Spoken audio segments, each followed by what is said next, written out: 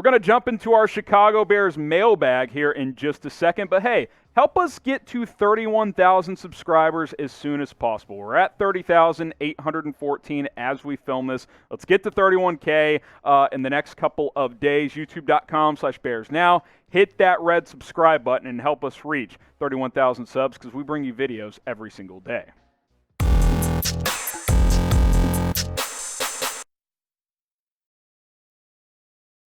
Let's get into your questions here. Hashtag Bears or Super Chat. Christopher Seahack, hashtag Bears. Predict field stats in the Titans game.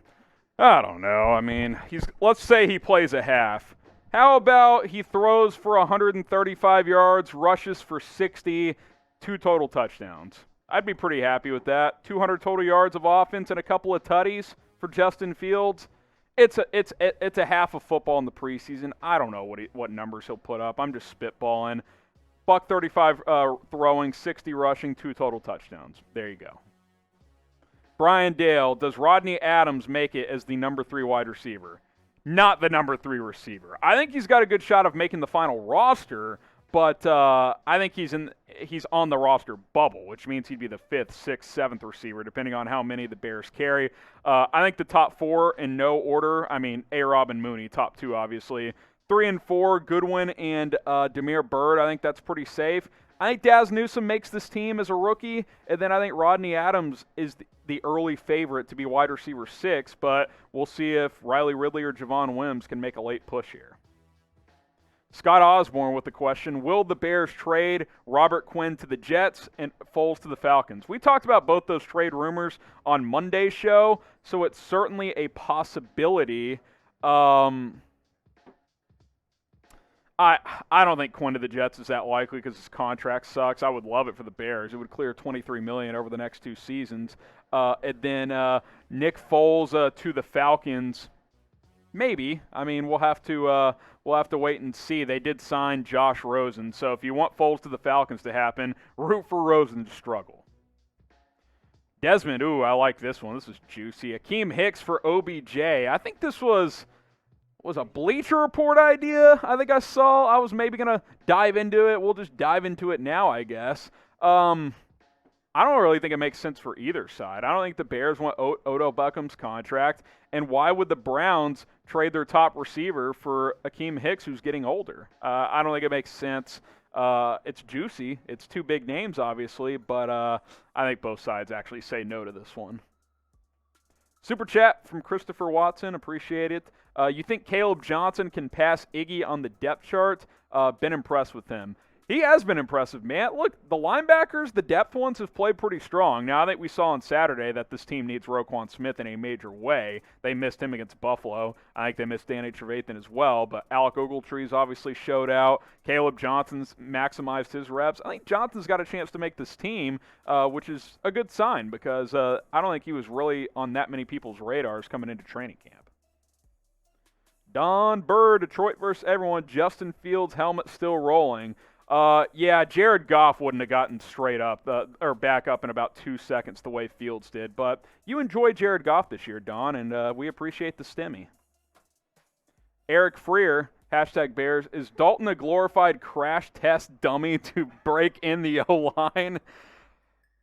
Have people used the term sacrificial lamb against Aaron Donald when it comes to Andy Dalton?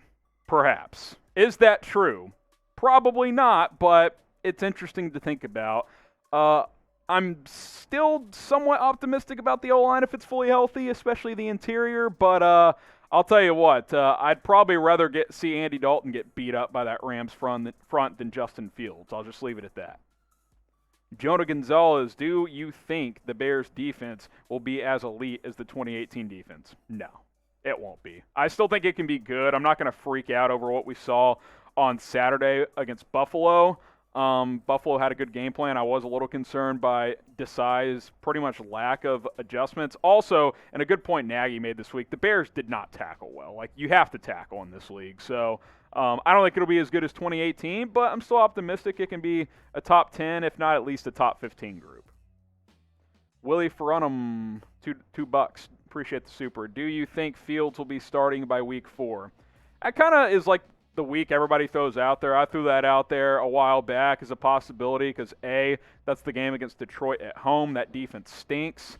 And B, it's if Dalton struggles through a couple of weeks, that kind of fits the timeline, right? All right, we gave Dalton 3 weeks. He's 1-2. He struggled. Let's go to Justin Fields. So I think that's possible, but I also think anything after week 1 is possible. So we'll just have to see it play out, Willie.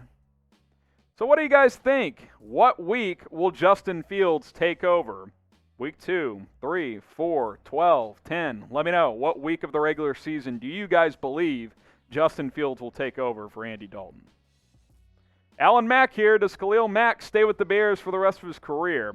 I'm not ready to say that. Honestly, anything after the season is on the table. The Bears could shop him next offseason if they want to clear some cap. I'd like to see him stay here long term, but as players get older, he is 30 now, you got to make tough decisions. So I think this is a big year for him to have, a vintage Khalil Mack type of season. And if he does that, then he's going to be in a good position regardless. Alan Melendez, when will you drop a 53-man roster before the regular season? Probably the Monday before. So next Tuesday is roster cutdown day. I'm thinking next Monday is when I'm going to do this video. Here's the deal. Subscribe and turn on your notifications. That way, when we do drop the video, you'll know exactly when it's published because you'll get notified on your phone, tablet, or whatever the case may be. John James, 23. If the Bears get blown out week 1 and Andy Dalton is terrible, could Justin Fields start week 2? I think anything's on the table after week 1. I really do. I think that a lot of the Dalton stuff starting week 1 is I don't want to say that the Bears are too proud to adjust their plan, but maybe there's a little bit of that there. And 2, Matt Nagy and the Bears want to win. So if Dalton is an absolute disaster and looks lost against that Rams team, you could look at the schedule and say, Cincinnati at home week 2, that's a good defense to get Justin Fields out there for the first time. Now, on the flip side, you could say, that could be a bounce-back game for Dalton. He used to play in Cincinnati. There's some melancholy there, blah, blah, blah. I honestly think after week 1, anything's on the table. I think anything could happen. I think Dalton could play for 2 months. I think Justin Fields could start week 2. Anything could happen. We'll just have to wait and see. We've talked about week 4 quite a bit, obviously. Week 5 against the Raiders could be a possibility against a, not super talented defense. But I'll say this, if you don't have him in there by week 5, it really ramps up after that, man. Green Bay's going to be a good team. The Bucs defense is nasty. So is the 49ers. Pittsburgh always has a good defense. First month is big for both Andy Dalton and Matt Nagy to decide if he's going to make a change before this schedule really kicks into gear. The Elgate games, #Bears, Thelgate games, how much faith do you have in Matt Nagy this season regarding turning this offense around? I've been a Nagy defender more than you guys have been, and I do get where you guys are coming from, but his fate will ultimately be determined on if Fields can play well under him. If Fields doesn't play well under him, he's gone. It's as simple as that. Now, will that happen right away in year 1 as a rookie?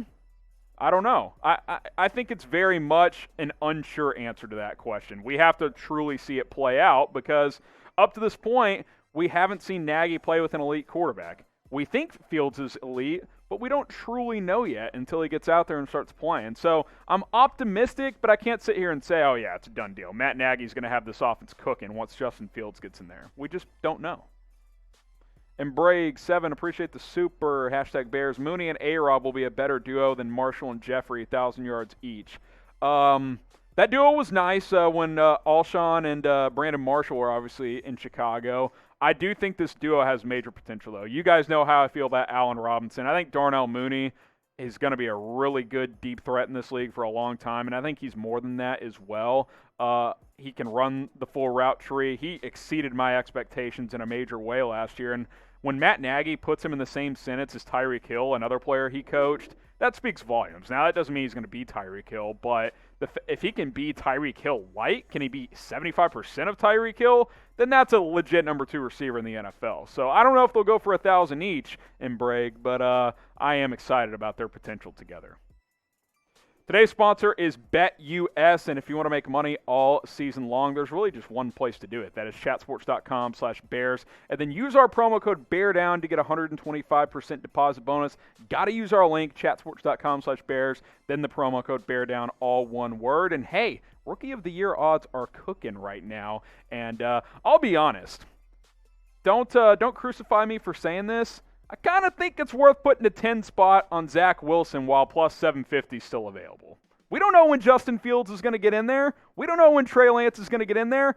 Zach Wilson's looked really good, guys. He's going to play all 17 games. I'm just saying. Not saying plus 450 is bad odds for Fields, but the 750 for a guy who's going to start week 1, I don't know. Just throwing it out there. Take my word for it. Chatsports.com/bears. Maybe don't take my word for it. Promo code BEARDOWN. Make sure you use our link, though. Otherwise, you can't take advantage of the 125% deposit bonus. A few more questions here. Notorious TBG. If Fields shows out in the preseason with the ones, does he have any chance of starting in week 1? I just don't see it. I mean, I don't think the bulk of the starters are going to play enough.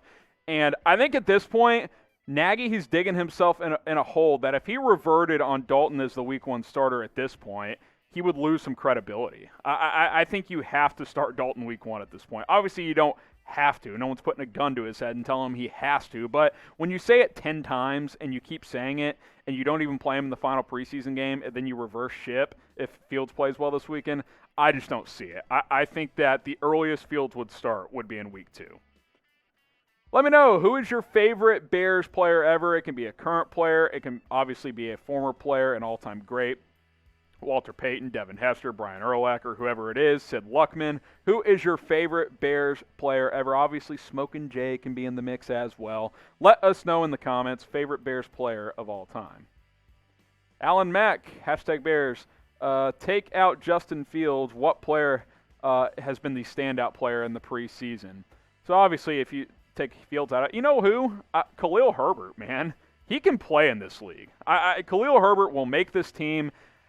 I don't know where Tariq Cohen fits in when he gets back. I think he'll be a part of this thing, but maybe Damian Williams gets squeezed out a little bit. I think you have to get Herbert involved in this offense and obviously in the kick return game as well. He's really stood out to me. And obviously Rodney Adams as well, off my radar completely, and he's got a good chance of making the team. So those are 2 names that really jump to the front of the page there.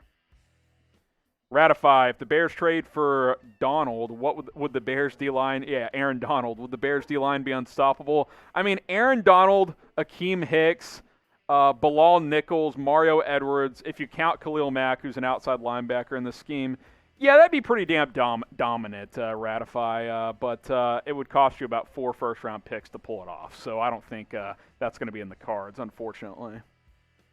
Eddie Kane, General, do you think the Bears could be as good as the 06 season? So obviously went to the Super Bowl in 2006.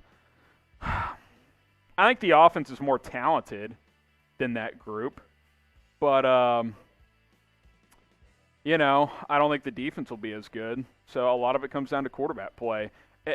If it's based on what you're saying, if you're asking me, can this team make the Super Bowl like that team did, that seems unlikely. But you never know, right? That's why you play the games. That's why you lace them up. That's why all 32 teams have hope until about week 6 or 7, and then obviously the pretenders and contenders start to emerge at that point. All right, last one on this mailbag. Do you see Bill Lazor calling plays again this season? If he does, that means Nagy has relinquished him or he's been fired midseason.